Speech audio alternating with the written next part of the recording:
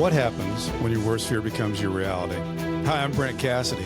Welcome to the Nightmare Success In and Out podcast, where we explore how to overcome your fears and nightmares and set yourself free. We're going to be exploring this topic with guys I was in Leavenworth with and others who survived their own nightmare.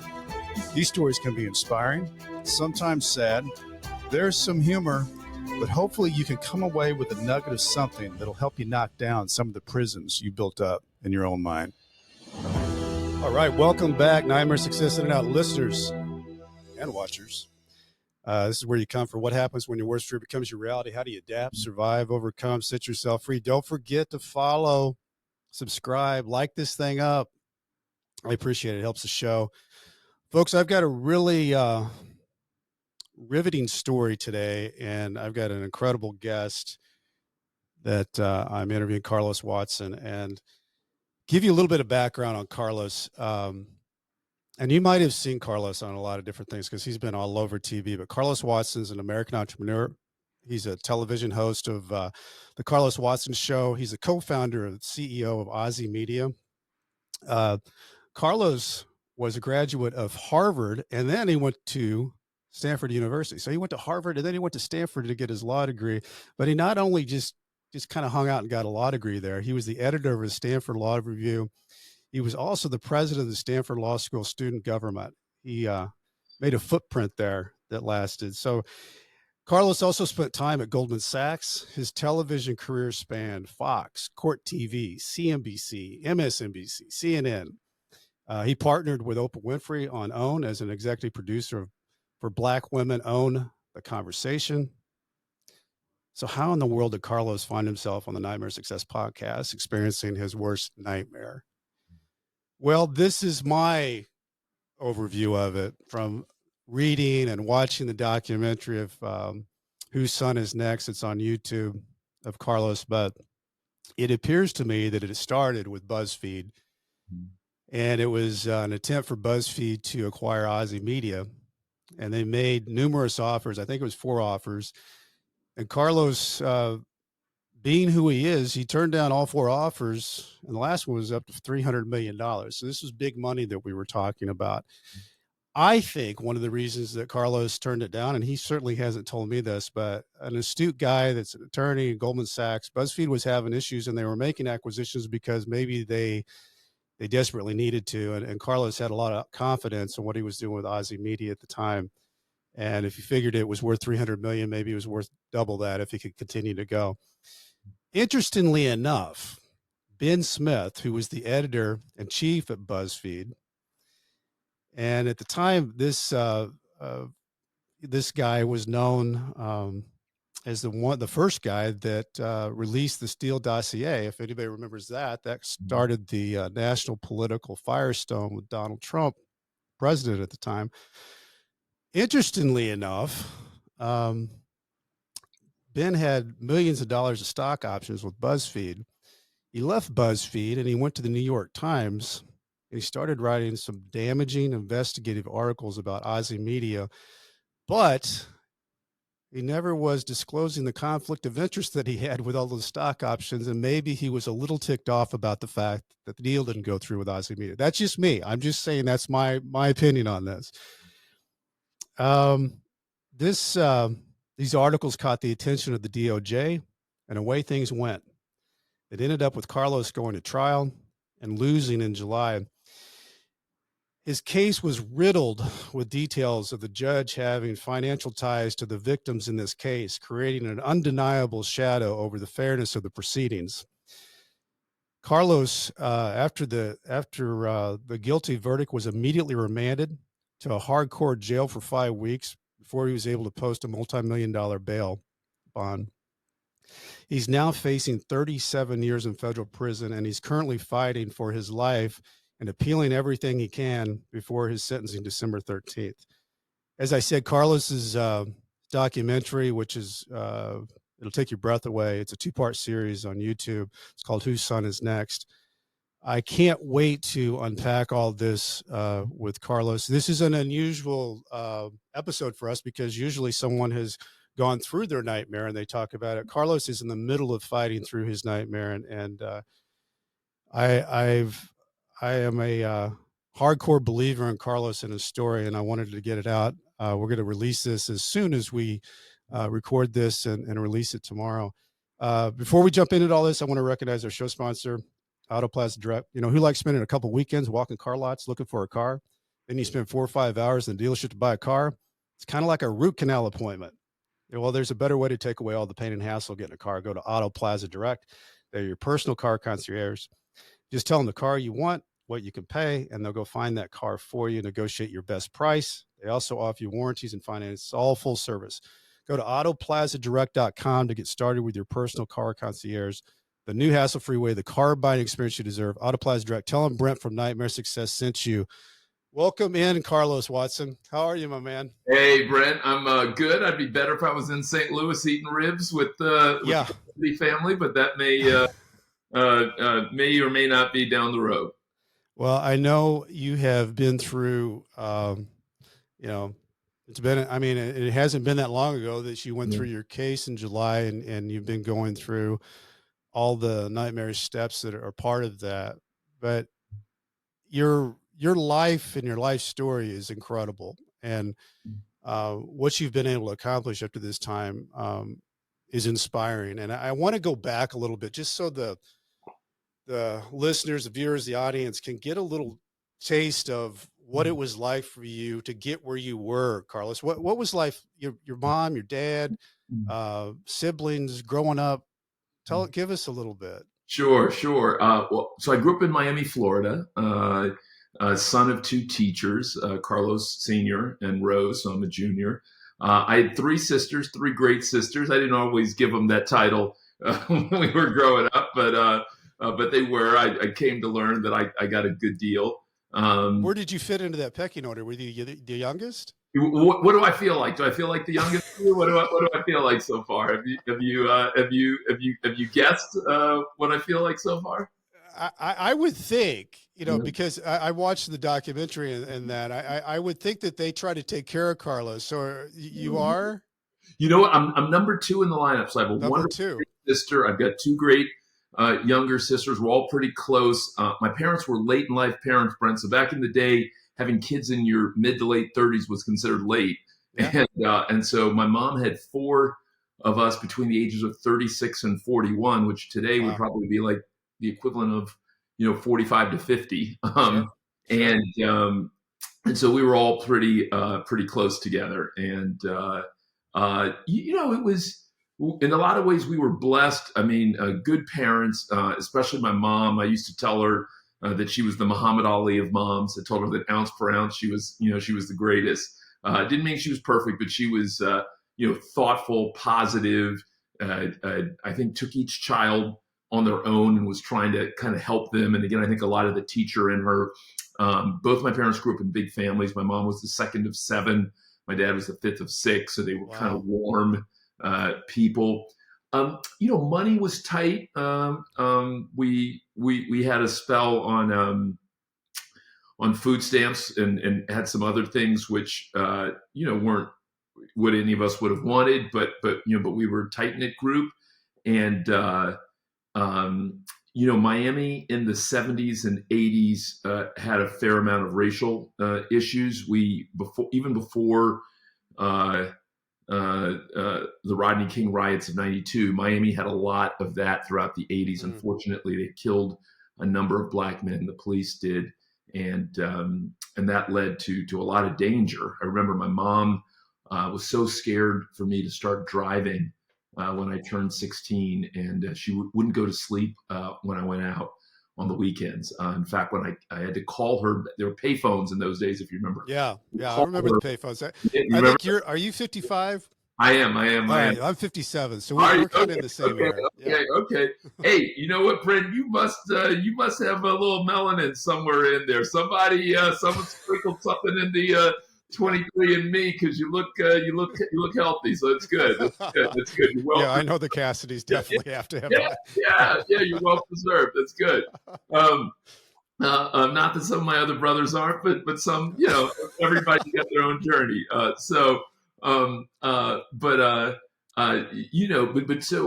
Growing up, what I would say is that no matter how tough things were, Brent, they were hopeful and they were optimistic that tomorrow could be better than today.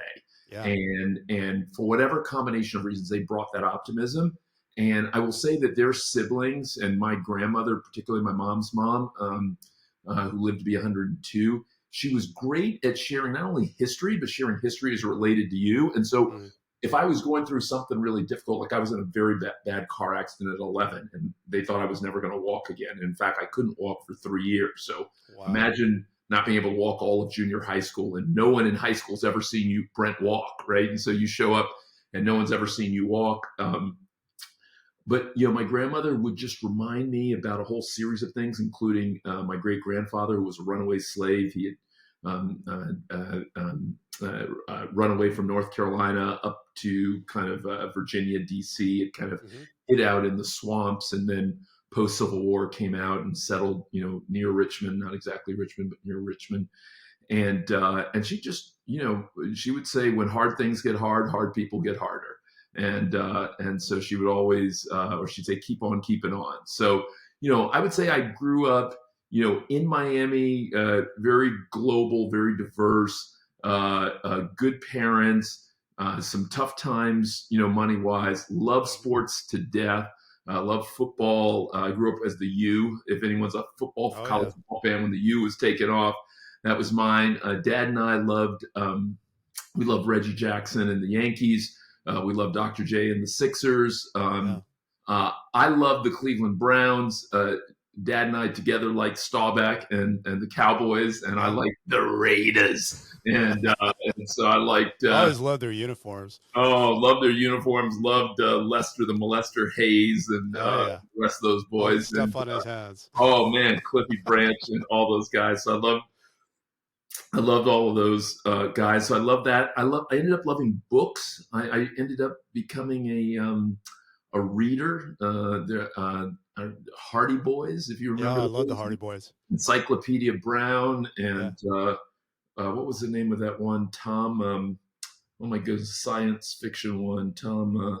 Oh man, I can't even remember it. But I was a reader, and that was kind of it for me. But it was a Miami that was undergoing change. If anyone's ever seen the movie The Cocaine Cowboys, that was kind of while I was growing up. Miami went from kind of a sleepy town to we got reimagined because of the Mariel boat lift, which fundamentally changed who we were, and then the drug wars kind of changed who we were. And so by the time I left, Miami wasn't South Beach, Miami, but it was in motion. It was in transformation. Well, and Carlos, I think it's pretty incredible from what you just said. You went to Harvard. I mean, that's an incredible leap of out of your neighborhood into Harvard. What was that like? It truly was a wonderful experience. Doesn't mean it was perfect, but I learned a lot. I met a lot of good people, a lot of people I'm still friends with to this day. I think it was one of those things, Brent, where you go and you're nervous and you're wondering whether you can fit in, whether you can measure up. But as you do, as you stick to it and stick through it, and there was a really nice woman from South Texas, may she rest in peace, Ronnie Rochelle Garcia. I remember she told me her grandmother used to say, "Never show your pearls to pigs." I didn't know what that meant, but it sounded good. It sounded like really good.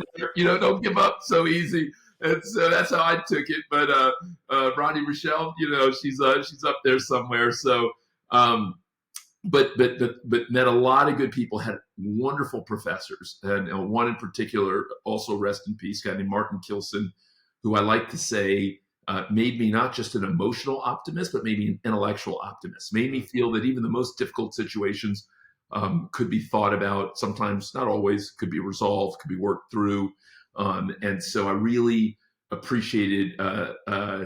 He would challenge me. He would sometimes encourage me. He had a wicked sense of humor. I remember I was short on money, and it was cold up there. I'm coming from Miami. I didn't have coat, and I bet it felt really cold up there. Oh man, I applied for a scholarship, and I said, Professor Kilson, want to thank you so much for writing that letter of recommendation for me. I just found out I'm a finalist.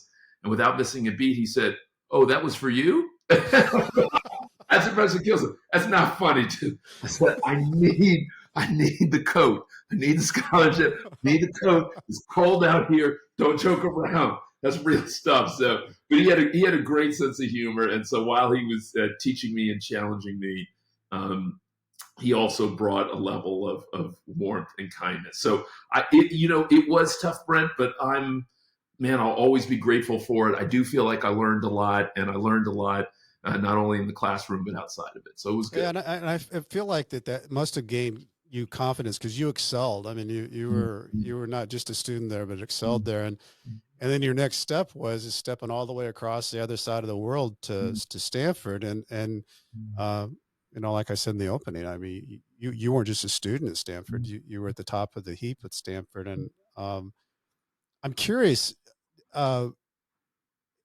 that point in your life, were you thinking, I'm going to go out and be this rock star attorney? Or were you thinking this is another stepping stone to getting this law degree? What was going on in your mind? Because not all attorneys go and create a huge media company and they get in and become, a person who's known in the media world. Was that always in the back of your mind that you were going to be that guy? Or were you thinking, no, I'm going to roll in and I'm Stanford educated law. I'm going to be a big time law guy. You know what? I wasn't sure. I mean, my dad had wanted to be a lawyer, and I don't know if you had this experience, Brent, but you obviously can be impacted by your parents and guided. My dad was an attorney. Oh, was he? Okay, yeah. So my dad had wanted to be, and so that sat there, and there were other people who I admired. I'd obviously read about Thurgood Marshall and lots of other people, and for folks like my grandmother who had grown up in Mississippi and lived in Virginia, so lived in the segregated South, some lawyers had been incredible freedom fighters, and so they had kind of an exalted place in the family. And so I thought about it. I was a copy boy at the biggest, fanciest law firm in Miami when I was in high school. So I was a guy who brought along. So I gave you a taste of it. Yeah. I didn't like it one bit. None of the guys seemed to enjoy it. They seemed bored out of their skull. I'd bring the mail around. They just did not seem to enjoy it. So when I was graduating from college, I was not focused on going to law school, but I read this great book, and it talked about all the people who had law degrees but hadn't become lawyers. So they talked about your boy Scott Turow, the writer. They talked about a guy who had ended up managing a bunch of baseball teams, Sandy Alderson. They talked about John Grisham, the novelist. They talked about business leaders, political leaders. They talked about there was a great sports announcer who Dad and I used to like named Howard Cosell, who was a lawyer. And so I think that made me more open to going to law school. The idea that yes, I might do that. And, after law school, I didn't go practice law, much to the chagrin of my grandmother. And in fact, when she came for graduation at the time, she was 93. And Grandma came and kind of walked over slowly to me, and she said, "Son, I'm so proud of you." She said, so what are you going to do next? And I said, "Grandma, I'm going to be a consultant." She paused. She said, "So what are you going to do next?" I said, "I'm going to be a consultant." She paused, and she said, and without missing a beat, she turned her head as though I wasn't there. She said, because you remember this was the early 90s, so consultant unemployed. And she said, "I thought the boy always did well. Don't you know anyone?" So my mom, I went to go work for this big consulting firm named McKinsey, which if you come from where I come from, no one knows what that is. But they helped companies that were struggling. And my mom said, "Okay, go get your offer letter and go show it to Grandma, and then go to the library and photocopy an article so she could show all her friends." Sure. And Grandma nodded her head. She said, "That was nice." She says, "When are you taking the bar?" And I wasn't going to take the bar. And Mom said, "Oh, now you're taking the bar." "Oh, yes, you are." She needs that bar receipt for her friends. So I took the bar that summer for Grandma, and but I went into business right away. I went to go work at a big consulting firm, and then I did some more. But I didn't know for sure, to your question, going into law school, what exactly I would do. But I was hopeful that I would have a little bit of flexibility. Well, and you created a company that you were able to, I think you sold to Kaplan, and How did that work into all the different things that you were doing? Yeah. Because You it know, ended up to be a pretty good sized company that you it ended up being a created. pretty good sized company. And I started with one of my sisters and with another friend, and it was Called called Achieva. Achieva. Yeah, Yeah. yeah, there you go. Yeah, and we were a college prep company. So you know that a lot of big high schools may have 2,000-3,000 kids, but they only have one counselor. So a lot of kids never get help with the whole college admissions Right. process. And Right. so Achieva would help kids not only figure out what school you go to, but how you're going to pay for it. What are these essays they're asking you for? Who do you ask for a letter of recommendation? How do you do well on the test? Almost like a virtual Do college it yourself counselor. situation. Right. Correct, correct. And we had, back in those days, software, we had books, we Hmm. had workshops. We worked in 75 school districts across 22 states. I think we worked with about 100,000 students a year. No, I read about. I was really impressed with it, Carlos. That it wasn't just something that you strung together. That was a big, nice, important, impactful company. Yeah, yeah, and I had always loved helping students. I had one of the things I didn't mention is early on I had some challenges in school, and I was seen early on as a bad kid, and in fact, believe it or not, was kicked out of kindergarten. People always say, "How do you get kicked out of I kindergarten?" saw that. That is in your Wikipedia, by the way. Yeah. Oh, is it? Okay.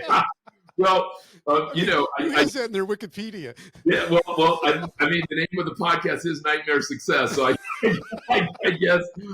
guess you know things have gone left when kindergarten stories are in your Wikipedia. So back to where I started, I guess.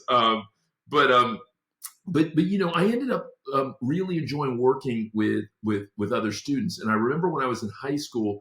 There were these two young men, Keith and Jonathan, who were in seventh grade, and my mom was teaching at kind of a tough junior high school, and they were giving her a really hard time. And I came in and visited my mom's class one day, and I saw those guys, and I knew from having been a kid who got in trouble a lot himself that sometimes you're causing trouble because you're bored, you're insecure, you're lonely, you can't follow what was going on.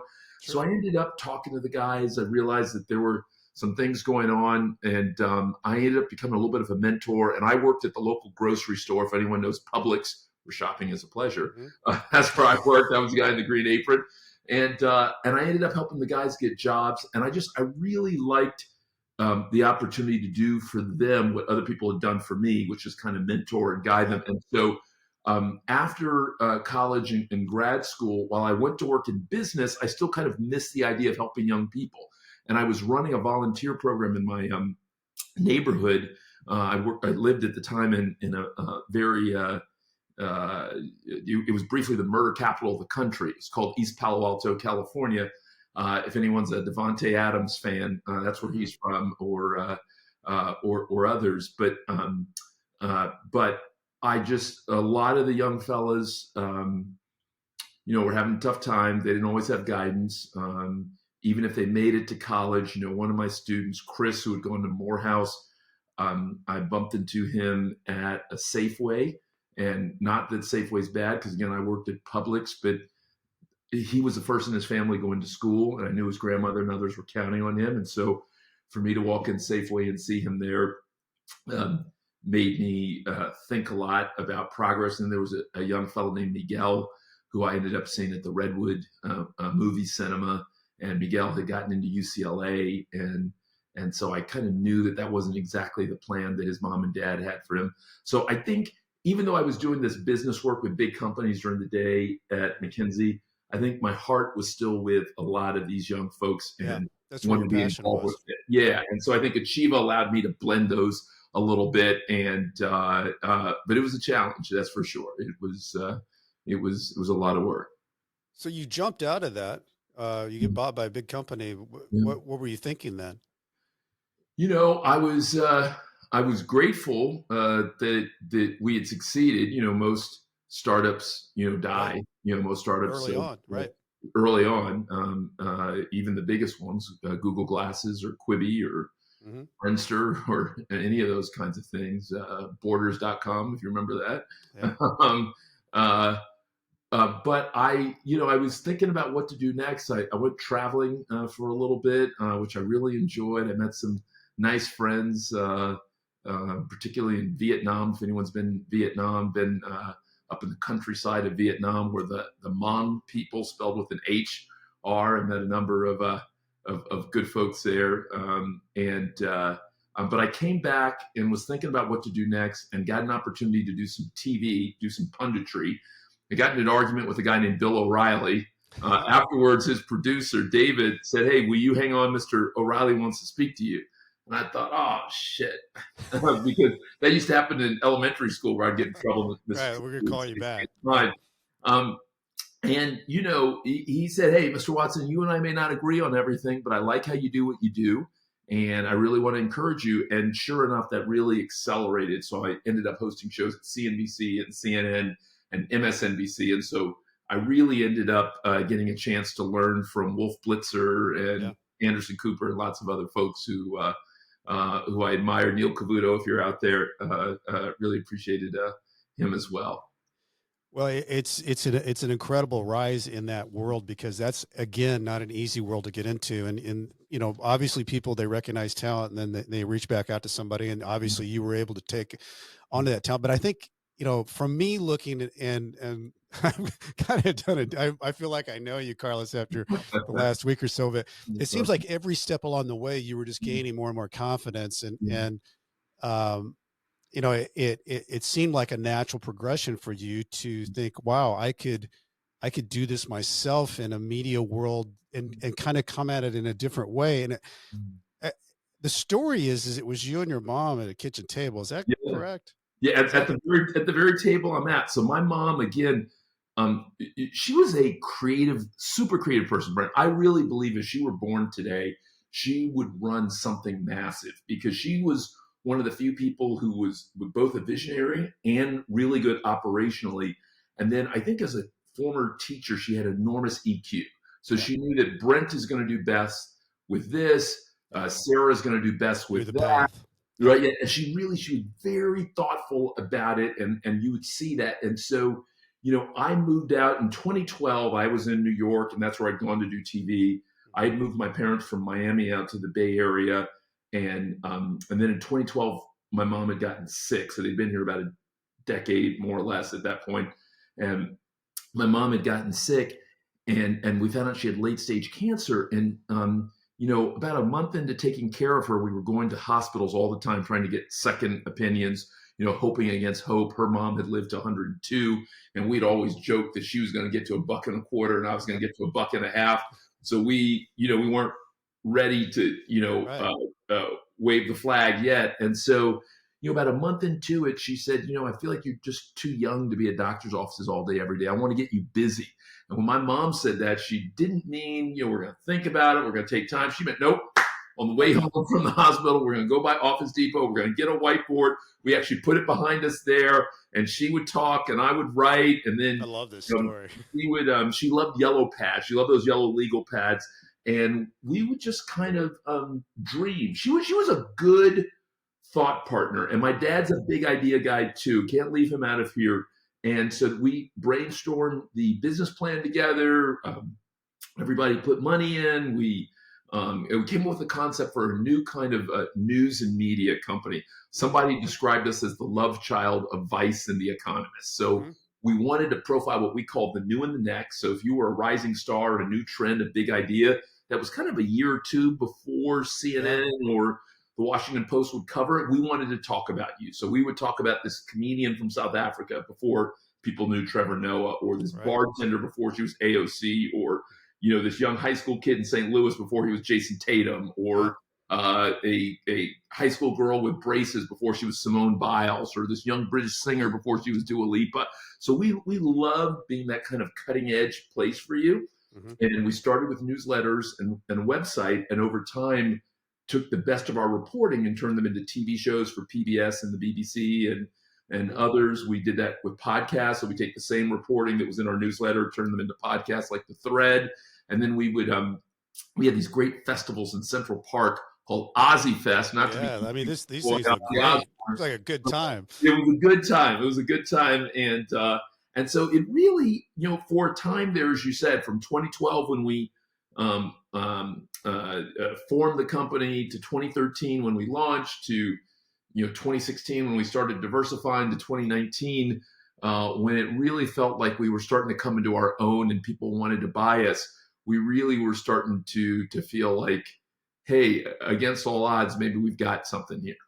Yeah, Carlos, it's not easy doing all that, but you were also an incredible, the Carlos Watson show, which, if you can see it now, it's if you want to look up YouTube or whatever, but it was a great show. You were a great interviewer. I mean, you had a lot of different talents, but it's not easy to sit down and talk to all the different individuals, but you had a unique talent to bring all kinds of different individuals on and create that story. But, which kind of brings us to, everything was going great. I mean, what you had set down at the table to talk to and whiteboard out and do that, you guys had done that. You were doing that. And then all of a sudden, this huge tidal wave comes in. When that tidal wave came, was it completely out of the blue, or did you think that there was something around the edges that didn't feel right? It was out of the blue. So again, we started in 2012, and as you said, it was very homegrown. My parents literally built the furniture for our first office. They hired the interns. They made the first. That's what I love about this. Is the whole family goes into this thing and puts money in and builds things, and then it takes off. Yeah. No, we all believed, and I think there was a deep hope that this would be around for a long time, and that's part of the reason why in 2019, when BuzzFeed tried hard to buy us, part of it is we didn't fully believe in what they were doing in terms of kind of being a clickbait empire.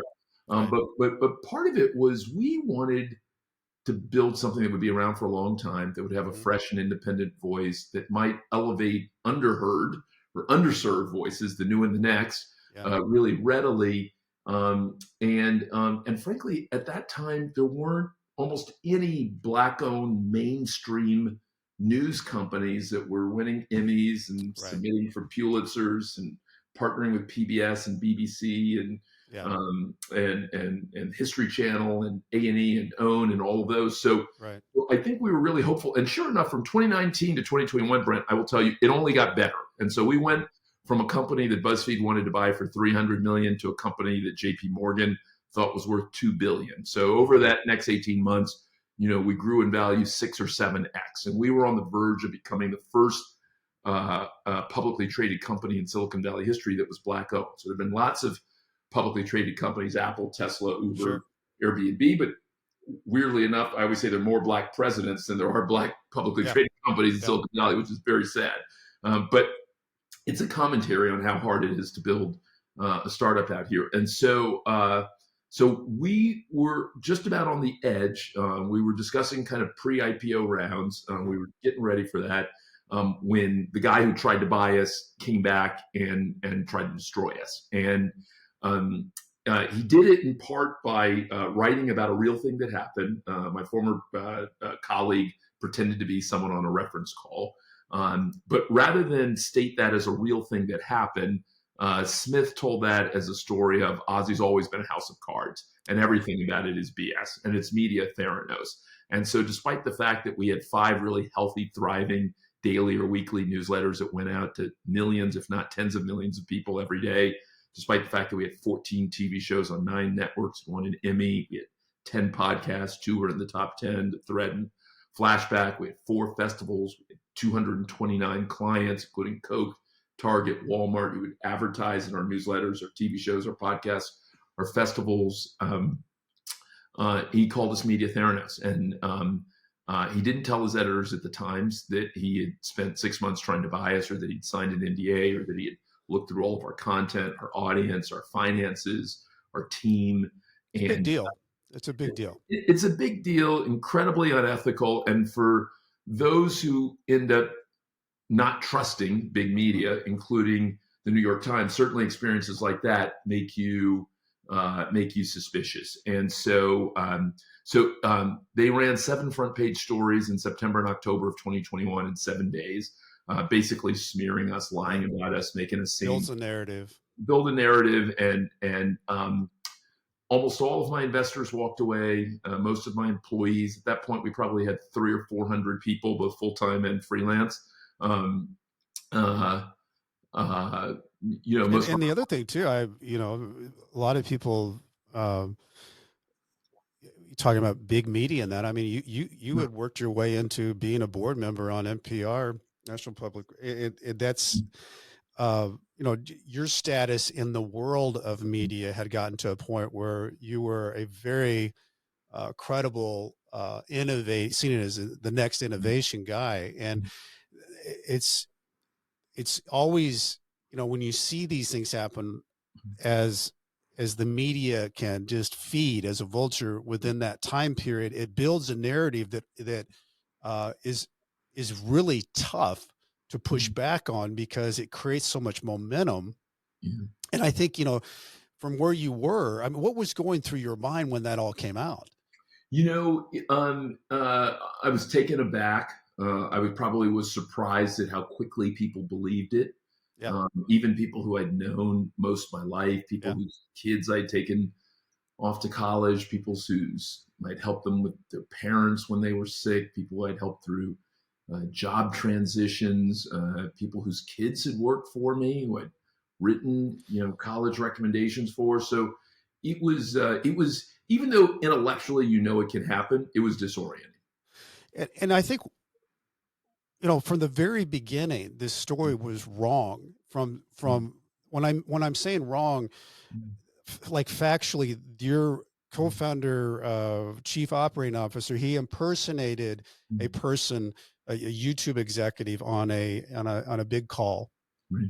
I forget, was it JP Morgan or Goldman Sachs? I can't remember which, but what I thought was, it's you can go back and you can see that he took the blame for that, and he apologized, and he talked about you being patient and sympathetic, because it was a mental issue that he had struggled with, and he talked about struggling with it, and you didn't let him go, you let him work through it, you apologized for him, but his story at the very beginning is it was him reaching out, doing things that he shouldn't have been doing. And when we have a big company, you are at the top of the helm, but the ability to completely control bad behavior is tough. You can apologize for it, you can make amends for it, but somebody can step out of line, and that's what you did. You apologized. You said, "This is what this is." But that story was the genesis of the DOJ's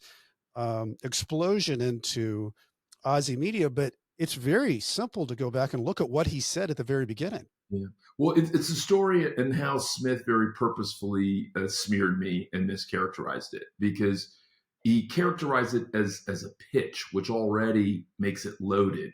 And whereas in truth, we had already signed the contract with Goldman to do the investment. They did reference calls as they do. They talked to NBC, to Hulu, to TikTok, to others. This was the next to last. Doesn't make what Samir did right, but it makes it fundamentally different. It was a reference checking on something that they'd already agreed to. It was a reference check. And so much so that while Goldman was unhappy with it and didn't move forward with that deal, 2 weeks later, we did a new deal with them. And 3 months later, we did yet another deal, which of course they wouldn't have done if they fundamentally thought a crime had been committed, or they thought that there was fraud, or they thought that they were dealing with dishonest organization. The same is true with Google, who was involved. They also 3 months later came and offered not 25,000, but to invest 25 million. 25 million. In OZY, which they wouldn't have done if they thought that there was like fraud going on or what have you. These are super sophisticated companies. So, and in Samir's case, he wrote not one, not two, but 3 confession letters, 6 pages, wrote them with his wife, who's a partner at McKinsey, with his brother, who's a criminal defense lawyer, with his father, who's an engineer, with an outside lawyer. And what the prosecutors tried to do, and I didn't appreciate how easily they can lie as well, is they tried to say that somehow Samir was talked into doing that, even though they had all 3 letters. They had Samir sending notes to his father, his brother, his wife, his outside lawyer, publicist, saying, "This is what I've worked on. Do you like this version? Do you like that?" And in those versions, he says very clearly, "I did it and did it alone." He apologizes to me. It's not a 1-sentence letter. It's 6 pages. It's detailed. Yeah. And so I think I was probably a little bit naive about how easily the teardown machine can work. And I think I probably was more hopeful about the truth prevailing than turned out to be reality. Well, it's a story about what it feels like when you see the United States of America versus your name, because there's so many ways to get at an issue like this with the chief operating officer. He clearly said it was him. He clearly said that he was the one that did this, but he became the cornerstone of what they said. And for those out there, there's a thing called a 5K letter.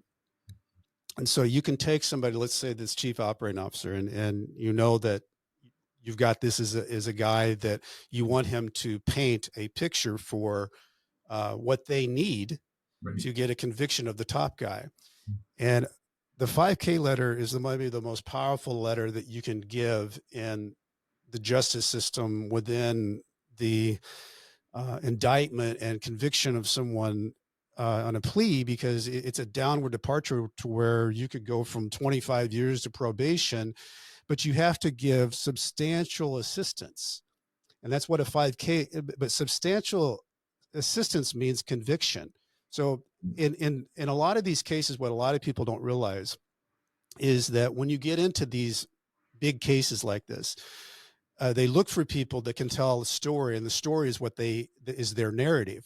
And in this case, the story had to be that you told him to do this, and you told him how to do it so that he could get a substantial depart. But the only way that he wins in it is to get a conviction of Carlos Watson. And only reason I bring that up is, Carlos, I think a lot of people don't understand how that works. You know, how do these people who are a lot of times in these companies end up changing stories, and their story changes so much that it appears to be the exact story that the prosecutor needs to tell to the jury.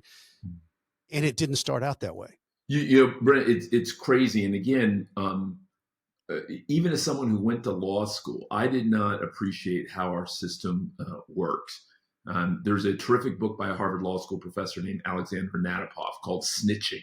And she talks about the fact that one of the reasons that the Justice Department wins 99.6% of the cases, I'll say that again, 99.6%. In the United States of America. In the United States of America. So 72,000 people are prosecuted every year, and less than 300 get to go home. So 71,700 go to prison in one form or another. It's insane. And part of the way that happens is this whole system of getting people who've done wrong to try and point the finger, usually at someone more senior, whether or not they did anything or not. And it happens so much, and it's now become so built into their system that there's another book by a current judge, one of the preeminent federal judges named Jed Rakoff, called Why Innocent People Plead Guilty. And so it is it's a crazy system. I think it leads to a scenario in which, you know, we're taught by movies and TV that maybe there are one or two innocent people in jail, but not more than that. And those people will be rescued by some documentary or podcast 20 years from now, like the movie The Hurricane. But the truth of the matter is, my limited experience tells me there's way more. And that even though it frustrates people and they're going to hear it as a political statement, I don't mean it to be. When President-elect Trump says that we have got a lawless system and that our justice system is not delivering justice, I would encourage even people who didn't vote for him to pause, because he is right. Yeah. You would be shocked by the amount of wrongful prosecutions, false charges, hiding evidence, covering up, giving people these 5K letters so they will lie about someone who's actually innocent. Well, you talk about the 5K letter.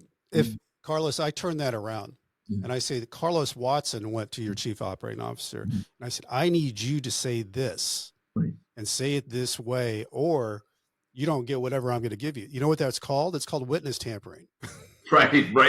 But you can't do that on that side. They'll give you another charge. But on this side, you have the deck stacked to where that 5K letter is a power tool to create the extended narrative that they need to be able to bring the people in to tell the story.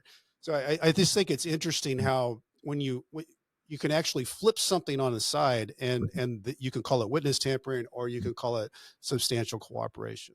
Well, assistance. I think this system is so dangerous also, not just the way it's set up, but because the people in it have in many cases, not every case, but in many cases have been brainwashed to believe that it's fair and have been brainwashed. They call themselves public servants, Yep. and they genuinely believe that. And they believe that despite the 99.6% number. In fact, they think of the 99.6% number as proof that they're doing a good job. They're really good at it. We're, And I think, Carlos, that is such a strong point to this point. When you walk in a courtroom, and you're one of the very few that walk in a courtroom, I think it's 97% of the people indicted, they plea. For those very, very few that walk in the courtroom, when you walk in that courtroom, it's supposed to be innocent until proven guilty. Everybody knows that. They've seen the shows. Actually, what it is guilty until proven innocent. And the reason why is once you've gotten to that point to step into the courtroom, you've had months, if not years, of a narrative told about you in public that has poisoned the well of the jury system, of those peers that are going to hear your story and your defense. Secondly, when you walk into that courtroom, those people assume what you just said. They wouldn't have spent all this time and money to bring this person here unless he's absolutely done something wrong. And God bless them for doing the goodwill of the people to get this taken care of. And so the heavy lift that somebody has, a Carlos Watson, to walk into that room, to believe that all sides are fair. How many months had you already gone through it? At that point, they arrested and indicted not only me, but my company, which was they indicted your company. Because they normally don't indict companies. Like they didn't indict Enron back in the day. They didn't indict Theranos or the Weinstein Company or FTX. So it's truly none of those companies were indicted. And remember, I was indicted not where I live and work in California. I was literally indicted on the other side of the country in Brooklyn, where I had no office, no employees, no executives, no major clients, no major investors. The only thing I had was a competitor who had wanted to buy me, and when he couldn't buy me, wanted to destroy me, who literally lives within blocks of the prosecutors and the judge. They all live, in the same relative area. It's incredible how brazen this system is. And, there's the phrase gaslighting couldn't be more true, because while they are out there breaking every rule and breaking every law, getting access to your confidential attorney-client privilege information when they shouldn't, selectively prosecuting you, lying about you and smearing you so that you're not presumed innocent until proven guilty, playing games with your jury so that I ended up with a jury that was anchored by 7 white men and no black men. Like, how is that even possible in Brooklyn? That's crazy. Like, think about what had to happen in order for that to be true. Like, literally, like, think about what had to happen so that I could have a jury of my peers in Brooklyn. I didn't say like in Idaho. I said in Brooklyn, New York, and there literally are no black men. How could you be in Biggie's backyard and literally there are no black men? It's insane, but that's part of how that works. And again, if you were to talk to the 3 white prosecutors on my case, a guy named Dylan Stern, a woman named Jillian Kastner, another guy named Jonathan Siegel, they're all young, rich, white. They would tell you earnestly that they're public servants, that they're doing the right thing, that this Carlos guy is a bad guy, that he not only was not telling the truth then, he's still not telling the truth now. And if you pause him, they'd say, but tell us again why you prosecuted him on the other side of the country when he had nothing to do. They'd say, that's besides the point. We'll talk about that later. And then if you said to them, but wait, where's all this fraud? Like, does he have mansions? Does he have fancy cars? Does he have Swiss bank? No, he actually put money in. He never took it out. He was the lowest paid guy in the company. Even the FBI's forensic accountant says that he put in north of $5 million. They'd say, again, besides the point. We don't really want to talk about that. You'd say, well, what about Samir's 3 confession letters? Let's not put those in. And so it's a really, they have lost all sense, as best I can tell, of the pursuit of justice. And instead it's become, how do we win no matter what? How do we become part of that 99.6%? And again, when President Trump says. And I realize that, half the country are big fans and half the country aren't, but I really encourage those who aren't just to pause and hear the message, even if you can't embrace the messenger. He is not wrong. We do not have the system that you see in the movies and on TV. And it's not slightly different, it's dramatically different. And it would break your heart if you saw what was happening there. And worse yet, if you heard the people who run it talk about it, because they pretend as though it's the system we see on movies and in TV. I'm curious, Carlos, as you were going through this, did they come to you with a plea agreement? They didn't. It's clear that they wanted to make an example of me. And even that, the fact that, as you said, 97% of the time they're doing pleas, even for the roughly 2,000 people a year who go to trial, 98, 99% of them get offered a plea deal. They wanted to send a message with me. And to be clear, I'm innocent, and so I didn't want to have that conversation. But the right thing, the fair thing to do would be, if you're having that conversation with 98% of the other people, is to have that conversation as well. And so again, I hope that these next couple of years are going to be a time of reinvention and overhaul of our justice system, because it's hard to even call it a justice system. I don't know that it's delivering the justice that most Americans would hope that it would. I feel like that we're in a time and a period that might be the most we've ever talked about the justice system.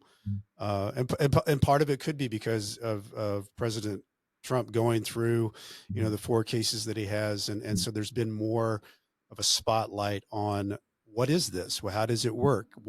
Who are these people? How does the process work? But I do think that, we have reached a point in time where there's enough conversation of intelligent people knowing that, being the United States of America, we should have a better system. We should have a system that more people can believe in, to believe that justice can be found. When I'm talking through this, Carlos, I really want listeners to hear that. I mean, think about what 99.6% means. Like, my phone doesn't work 99.6% of the time, right? Your planes don't land on time 99, but like, that sounds like a number out of the old Soviet Union, right? Like, seriously, like that is, for a system that's built on innocent until proven guilty. Like, think about how off it has to be. It's the equivalent of a human being 900 pounds. Like, that's just, I don't care how you cut it. That's not healthy. It's not healthy. It's way outside the norm. And to pretend that everything is okay is, should worry us all. Because while it may be Brent today or Carlos today, it could just as easily be you, or could be your neighbor. And that's why we named the film Whose Son Is Next. Well, and let's talk about that a little bit, because you have a lot of people in this film, the 2-part film that you have, and it's in depth and it's powerful. And you have a lot of experts that come in there and they talk about, it's not just because it's Carlos, it's because of this case, the way that it was done. And, I think that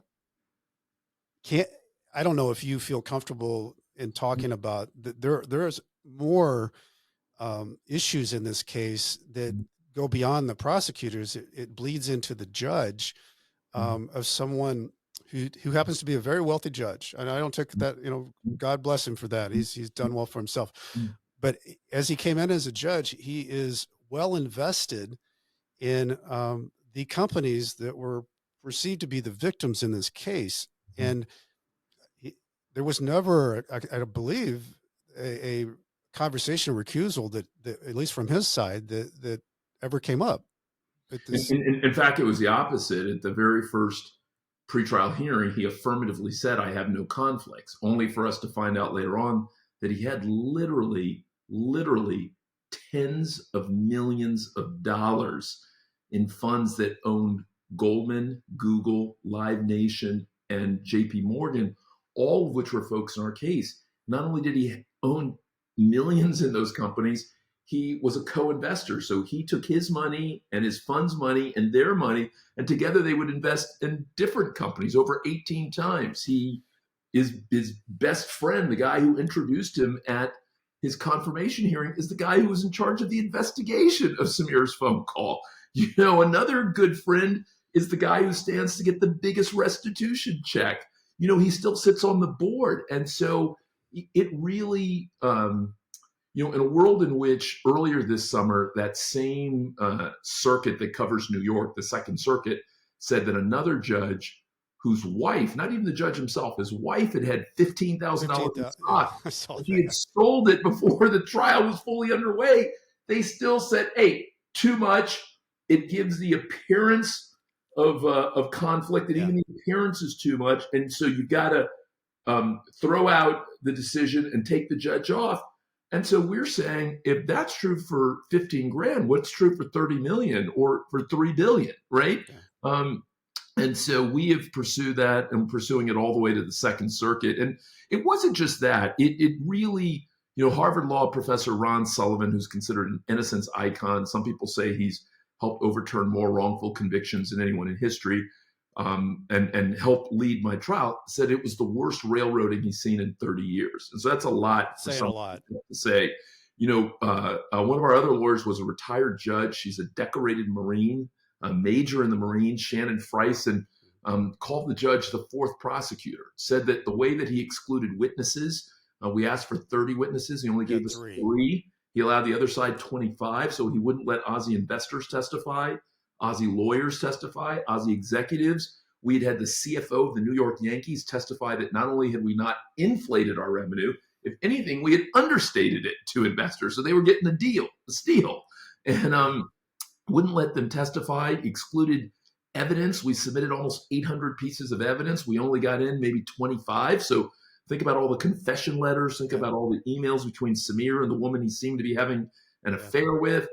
Think about the reports from the former Yankee CFO that said that we certainly weren't inflating revenue. If anything, we were probably understating it. All of those things didn't get in. So we definitely I didn't feel, and I know that Professor Sullivan and Judge Friesen didn't feel like we got a fair trial. And so it's one of the issues that we have brought to the Second Circuit. We've said, no matter what you believe about my innocence or guilt, this can't be the way. You have to feel like every person at least has a shot when they go in, not that the judge made his fortune off of these 4 companies who are coming in to testify. And now he's going to do what? He's going to help them, or is he going to hurt them, right? He literally made his money off of Google and Goldman, and now he's overseeing a trial with them. So I think it's going to be an important decision. And I only can pray that they will, they'll do the right thing. Well, I want to take a break here, because when we come back, I want to talk about being in that trial room, coming out just like it does with the jury, and hearing what you heard and then what happened next. But I want to recognize discoverability. Do you not like how you show up online? Many individuals think there's no hope when it comes to manage your reputation on Google. Well, there's hope. It's called discoverability, and it can help you. Whether you're building a reputation from scratch, repairing your search results after a negative news story, or even if you're just trying to position yourself a little bit better against businesses you're in competition with. Discoverability can also help you how you're portrayed on popular AI services like ChatGPT. To learn more, visit discoverability.co. They're even launching a do-it-yourself SEO option, a course for individuals who want to take on their search results on their own budget and speed. Listeners to Nightmare Success can take $100 off the DIY SEO course with coupon code Nightmare Success. And I also want to recognize Nightmare Success podcast is sponsored by the White Collar Support Group. It's the world's first support group devoted to people navigating the white collar criminal justice system.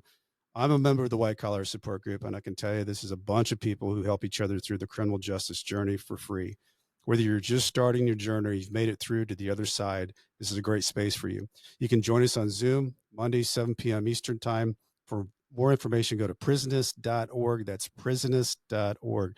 So, Carlos, when all this is going down, and you're getting thrown left and right in this courtroom, not getting what you're supposed to be getting. If you watch the documentary, you can feel it, you can see it. Um, Time and time again, it's ruled against you, or he just gavels it down and says no. I mean, he's shaking his head one way. There were all kinds of things that happened in the courtroom. What were you thinking as this was going on, and being the guy? You know, I'm my grandmother's son, and so part of my focus was just to keep competing, no matter what. I realized that it was skewed, that he was excluding our witnesses, excluding our evidence, that he literally was objecting for the other side. So they wouldn't even object because he would do it for them. And sometimes he would object and then overrule himself, which was basically almost, it would have been comedy if it wasn't real. The prosecutors wouldn't do a good job of asking questions. So he literally would start taking over the asking of the questions for them. He handed out the wrong jury instruction. So he literally dramatically lowered what it took to find me guilty. Basically, he told the jury, if you find that there's been any misrepresentation at all at OZY, whether Mr. Watson did it or not, you can find him guilty. Well, think about that standard, Brent. Like, it's quite a standard, but that's the scary thing about conspiracy, of how the DOJ can wrap around people in conspiracy cases. You can be walking by something and you can be part of a conspiracy. It makes me think about that. There's several guys that I've interviewed on this show that are from Michigan, and they were wrongly convicted of murder, and the Wayne County Integrity Unit knew that they had just felt like they had put too many people away. And I forget how it's only been, I think, 4 years or 5 years, and they've released 36 of the last count of people that were wrongly convicted of murder. So these things can happen and continue to happen and catch momentum on themselves. But when you're talking about the jury, I thought one thing that really caught my attention was there was a juror, a Black woman, who was interviewed on the show, who said that she was wanting to profess your innocence, and was fighting back and forth with this feeling of being the only person in the room. But she also said she got really confusing instructions from the judge that made her feel like she just was overwhelmed by the moment. And she said if she could have gone back, she feels horrible. And this is one person that would have changed the whole thing. And again, it's in order to find someone guilty, it's got to be unanimous verdict. So all you need is one. And who knows how many other people felt the same way and just didn't say anything. And so she said this out loud, and CNN reported it in the moment. So after the conviction, the judge went around and asked, "Does everyone agree?" Apparently, this was her first time ever being on a jury, so she didn't have a sense of what she could do and not do. There was a really, frankly, unsettling racial dynamic. The 7 white guys, she said, would have lunch every day. And even before I put on my case, according to her, would say, he's guilty, he's guilty. And she would say to them, that's not the way this is supposed to work. And you certainly aren't supposed to be talking about it out loud. And she finds herself in a jury room with some 6'4" guy standing over her, in her words, going nuclear, telling her, you have to convict him. And so I know that the movies have us believing that everything runs smoothly, fairly. Nobody looks online. The judge doesn't wink at anyone. The prosecutors don't wink at anyone. That it's a fair jury of your peers. But I just, what I keep saying to people is, it's possible that I'm a bullshitter, right? It's possible I'm just a really talented bullshitter who's just continuing on it, just going down the rabbit hole. But I said to them, but stop for a second. On the small chance that I'm not, if I'm not, and it turns out I'm the guy I've always been, which is a guy who builds things, creates things, hires inclusively, wins 2 Emmys, submits for multiple Pulitzers, really builds something that even the people who are trying to take me down wanted to buy for more than $250 million, right? They didn't think it was BS then, right? If I'm not, then what does that say? Like, if they can do this to me that easily, like, how many other people? And I remind people that when the first folks came forward and said that priests in the Catholic Church were abusing them, it sounded like it was made up and people Right. didn't believe them. And how many years did it take? And how many more people Decades. suffered because of that? And the number of people who said that they had been sexually assaulted, like how many people had to say it before there was some level of honesty about it? Or, you know, how many black men had to say, no, I wasn't resisting arrest. They beat the shit out of me for no good reason before people finally said, oh, that's what it looks like. It looks like someone putting a knee on your neck for 8 minutes and 46 seconds while 3 other officers watch and stand guard and 17 other people literally take video of it. Like that's, and so I just keep saying, guys, it is possible, but it's also possible not. And if they can do it that easily, to me, who's fortunate to have a family that loves them, is fortunate to still have a relatively sound mind and body. Yeah, and I love the support that your sisters have given, and they're in the documentary, and you're surrounded by people who really love you, and that's I know that gives you strength. But I'm curious too, because a lot of people, I've not talked to somebody who has taken the stand on your own defense in a case like this. What was that like, Carlos? You know, it was something that I thought was right to do, even though obviously you have a right not, you know, to remain silent, right? A lot of people don't. Yeah, but I'm innocent, and I wanted to tell my story, and my hope was that the jury would start to kind of go, yeah, why is he being prosecuted in Brooklyn when he's in California, and how are they calling this company a fraud when frauds are like a fake blood machine, not a company that's like winning Emmys and getting nominated for Pulitzers and, you know, has newsletters that's going out to million and TV shows you can still watch. It's real, right? and has not 2 clients, but 229 clients. And these are super sophisticated clients. And this is a guy who had a board of directors. So it's not like he was doing it on his own. And he had 3 really expensive law firms that are supposed to make sure that fundraising is going well. And he had 4 investment banks, and he hired multiple accounting firms. And so if, you know, my hope was that they would see that. But, you know, as you probably saw in the documentary, you know, the judge, you know, interrupted me regularly, essentially rephrased my statements, would make faces behind me while I was on the stand, put his hand in his head, bump his knee, make it clear. His court reporter did the same thing. My lawyers had to ask that she not be allowed to do that. I think you interrupted the opening and closing statements of your attorneys. I mean, think about that. Even those of us who've watched movies, have you ever seen an opening statement interrupted and a closing statement? No. And just to be really clear, Brent, they weren't just interrupting, coughing. They were interrupting, essentially saying, Harvard Law professor Ron Sullivan, I think twice named Teacher of the Year at Yale when he taught there, and maybe once at Harvard, you're wrong. I mean, think about what you were saying to the jury at that point, right? On top of the fact that you have said in open court, you've called Ron and Shannon and others crazy. You've called them half-baked. You've said to their own interns, I hope you're not learning from Professor Sullivan because he's setting a bad example.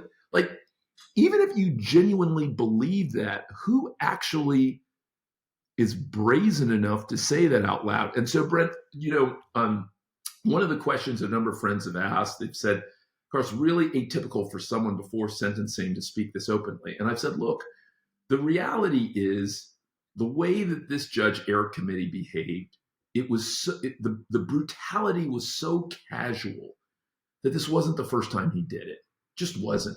And I kept saying that to Ron. I said, Ron, if he can shush you like you're a little boy, if he can call you crazy and half-baked, if he can object for the other side, you know, dozens of times, if he can just casually exclude our witnesses and evidence. We had one witness who flew from Asia to testify. Brent, he made this guy fly in 3. I mean, think about that. You fly in from Asia, from Japan to New York. So not New Jersey to New York, Japan to New York. You go back because they won't let you testify. You fly back in a second time. He ends court early so you can't testify, thinking that you won't come back a third time. And then you come like think about that, right? And so it is, and what I've said is not only am I innocent? And do I want to prove my innocence? I said, but, there are names like there's a young kid named Rashawn Russell. If anybody looks him up, he's a young 20-something kid who they basically did what they're doing to me to him. He's 20-something, first in his family to go to college, went to Babson, came out, I'm sure made his whole family proud, got a job at JP Morgan and Credit Suisse, like a lot of young 20-somethings. He was trading Bitcoin. When the Bitcoin went down, rather than call it a mistake, all of a sudden this black guy's committing a crime, right? And now all of a sudden he's facing 10 years or something. And what I'm saying is someone's got to speak up, because if we keep allowing people this level of abuse, they will only become more and more emboldened. And so I'm clear that they will literally listen to what I'm saying and not be self-reflective at all, and not ask the question, is 99.6% a healthy thing? Is it healthy that we put not just our thumb, but our whole body on the scale and skewed it? Bad jury instructions, unfair jury, the whole thing. They're not going to do that. They're going to think, how do we hammer this guy and punish this guy harder? But again, they don't realize that I'm the great grandson of a runaway slave. And, well, I mean, I think it's incredibly inspiring, and that you are doing this and being a voice for people who are afraid to speak out. It's a lot of courage on your part, Carlos, to take this time. I mean, you're a couple of weeks away from learning. I know you got appeals and everything else, but you've already experienced the day that they come out and the jury comes out and they give the verdict of guilty. Everyone's assumption usually in a white collar situation is that you're allowed to go home, get your affairs in order. You have time. You were immediately remanded to in custody. I can't even. I don't know what. I guess you could just tell me what when the world was going through your mind when all of that happened. Yeah. It's surreal. They first, as this judge, Eric Komitee, regularly did, he started with a what sounds like a reasonable position. Now, I can't imagine remanding him. And then he would always say, unless, and this would be his cue to, his proteges on the prosecutor side, unless A, B, and C is true. And then, of course, they would say A, B, and C as though it hadn't all been prepped. And it was kind of kabuki theater. And all of a sudden, surprise, surprise, they say exactly the magic words. And before you know it, they're taking off my jacket, taking off my belt, taking off my shoelaces. And that's happening. And so,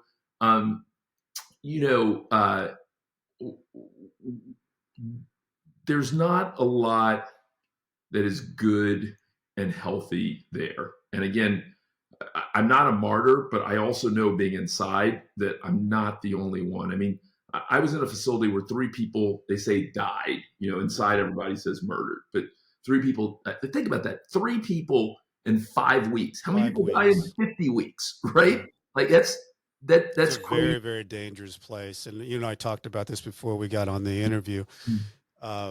It's very transitory. Somebody can be there for a DWI or they can be there for murder. And it's very few people in solitary. They put people in general population, and you're just hoping that you don't get strung into an event that happens in any second something that can happen. I was there for 6 days, and I felt like it was the bottom of the barrel. And I told you I couldn't wait to get back to Leavenworth, which is a very strange statement.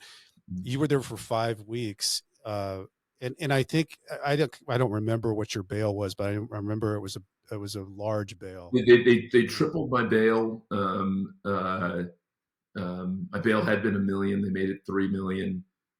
Many people don't put up much in terms of hard collateral. They made us put up 85%, 4 retirement accounts, including my cousin, who's worked her whole life for supporting the county in Texas, including another good family friend who's the dean at a university, 5 homes. They made us put up our family land. They got my 95-year-old aunt who worked in national security for 40 plus years. They tried to scare her. It's I really, more than 24 people, Brent, have filed formal complaints with the Second Circuit. So these are people who watch, and these aren't just family members. This is rabbi of the largest synagogue in Brooklyn, pastor of one of the largest churches, one of the board members at NPR. This is surgeons, others, people who just were so disturbed by what they saw. They filed a complaint to the process. What happened? They did. And so, again, we are hoping, we're praying that a light gets shined on this, because already since we filed our recusal motion, 2 other Black lawyers have come forward and said this judge, Eric Komitee, has done the same to me. And yet, despite the fact that that's been raised, no one who's got investigative powers have come and said, okay, tell us who it is. Like, imagine if 2 other people came forward and said, I also was sexually assaulted. So 3, there would be a formal investigation, right? Or if 3 people said that they had gotten bitten by a dog, right? Like, that would be enough that people would want to say, let me understand. Or that 25 people wrote in and said, like, this is a really dangerous driveway. Like, let's look at this. Like, you would at least look at it. If nothing else, you'd be like, these are 25 serious people who went through the formal process of complaint. And so I say all of this more than anything just to explain to people who've been watching TV and movies all their lives and believe that we have a relatively fair system, except for 1 or 2 things.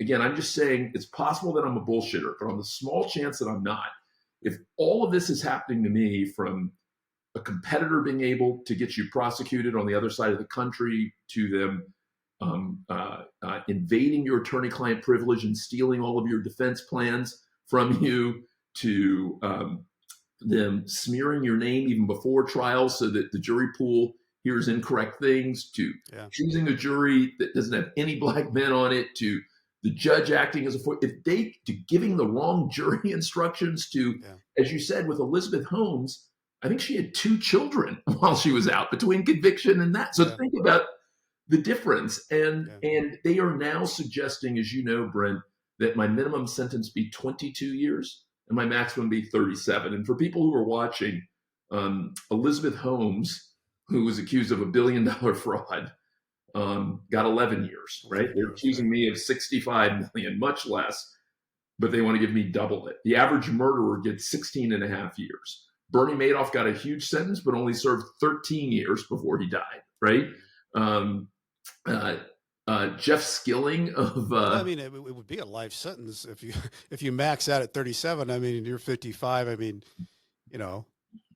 it's or even, be 100 and whatever, but even 22 is longer than the average American male. So it's beyond it's beyond all that. So where you stand right now, I know that you have this appeal that's out there. We have an expedited appeal in front of the Second Circuit, and we've asked them.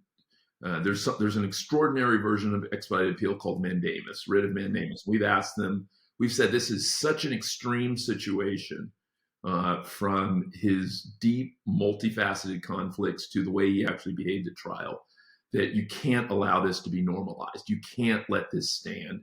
This is like your high schooler, not just driving drunk, but driving the school bus drunk with all the kids and crashing. Like, you can't allow that person to go out again this Friday night. You have to stop the presses now and intervene. That's how significant this is.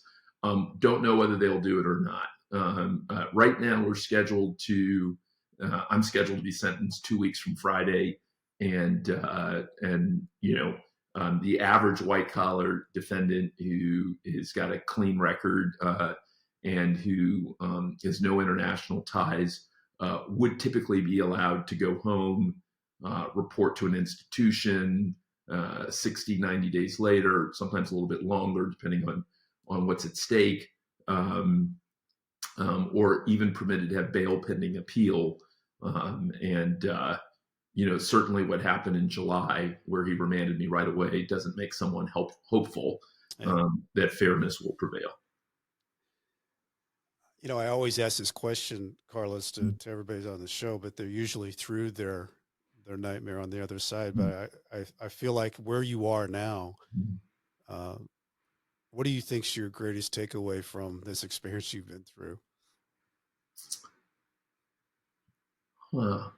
Um, I don't mean to be Pollyannish to say this, but that I'm blessed. You know, one of the things that was hardest, Brent, when I was inside was visit day. Yeah. You know, 95% of us don't get a visit. Yeah. While I wasn't clearly one of the hardened guys there, a lot of young guys came to me even in the 5 weeks I was there. Interestingly enough, they would bring me books because they saw that I read. So they would bring me books. They called me California, or OG.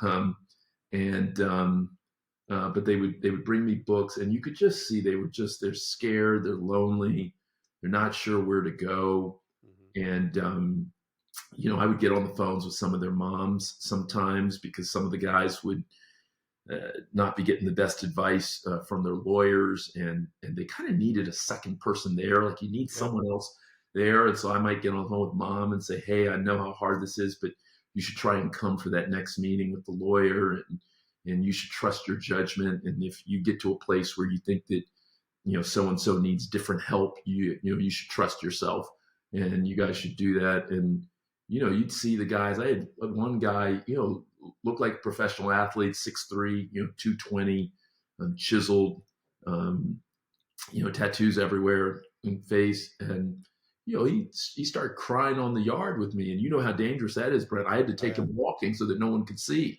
But he started crying because he knew that his lawyers were about to railroad him, and he couldn't get anyone to listen. Couldn't get his older brother to listen. Couldn't get his mom to listen, and he was just scared to death. So it's a long way of saying I hate what's happening. I'm not a martyr. I don't want this to happen, but I also am grateful for for the people who have been able to stand with me, which not everyone could, but there have been a number of people. You remember those people. You remember those people, and you ask yourself, have I been that good to other people? Yeah. And if not, how do I make sure if I ever have a chance to be that version of a person? My pastor has been so kind, and he said, Carlos, he said, maybe as bad as this is, he said, maybe on the other side of this, you get to be a greater blessing. And he said, maybe you'll come out of this ready to be a greater service to other people. So I hope he's right. Well, I think that you are going to be and I see the fight in you, and the will to fight, the courage.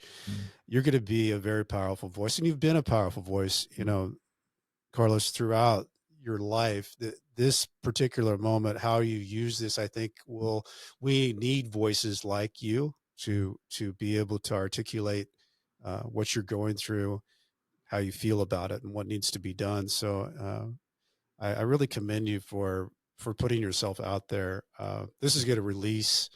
We're doing this on Wednesday. I'm releasing this tomorrow as Thanksgiving. So we're going to try to get this out as fast as we can. But if somebody wants to help, Carlos, how I want to send everybody they can to your the YouTube 2-part series that's out there, because it's just it's really powerful. It's Whose Son Is Next, and like I said, it's got all kinds of different people on there that are experts, and then you've got the jury person. You've got all kinds of reasons why this is a story that needs to be heard. But if somebody wants to help, Carlos, is there a way to help? Yeah, please find me on Facebook or LinkedIn or Instagram. You know, hit me with a note. I need help. I need voices. Spread the word. Shine a spotlight. I'm convinced if we keep the light on this thing, on my case, that I will go free. I don't think reasonable people who look at the facts can conclude anything other than I built a really good company and I'm getting railroaded, and the judge's conflicts aren't something that anyone would be okay with. But the question is, will we keep the light on? You know, the other thing I wanted to say, and again, not to be a martyr, but also I want to do whatever I can to I don't assume I can help, but if I could help, I want to, I want to be of service. If there are folks who are going through something that for whatever reason, and again, I don't pretend to be omnipotent. I'm obviously going through something right now, and so I may or may not be able to help, but I certainly will try. And I certainly, as you said, I bring a, I can hear differently and I can see differently, Brent. I certainly saw a lot of this. You can't be Black in this country and not know that things don't always work out the way they tell you they do in the movies and TV, and you experience it every day. But I'm